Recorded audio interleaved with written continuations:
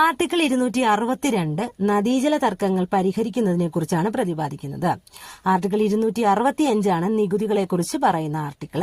ഇനി consolidated fund of ഇന്ത്യയെ കുറിച്ച് പറയുന്ന ആർട്ടിക്കിൾ എത്രയാണെന്ന് ചോദിച്ചാൽ ആർട്ടിക്കിൾ 266. ആർട്ടിക്കിൾ 280 ധനകാര്യ കമ്മീഷനെ കുറിച്ച് പ്രതിപാദിക്കുന്നത്. 300A ഇത് വളരെ ചോദിച്ചിട്ടുള്ളൊരു ചോദ്യമാണ്. സ്വത്തവകാശത്തെ കുറിച്ചാണ് പ്രതിപാദിക്കുക. അപ്പോൾ 300A ആർട്ടിക്കിൾ 300A എന്തിനെ കുറിച്ച് പ്രതിപാദിക്കുന്നു? സ്വത്തവകാശത്തെ കുറിച്ച് പ്രതിപാദിക്കുന്നു. ആർട്ടിക്കിൾ 312 ഓൾ ഇന്ത്യ സർവീസിനെ കുറിച്ച് പ്രതിപാദിക്കുന്നത്. ആർട്ടിക്കിൾ 315 പബ്ലിക് സർവീസ് കമ്മീഷനെ കുറിച്ച് പ്രതിപാദിക്കുന്നത്.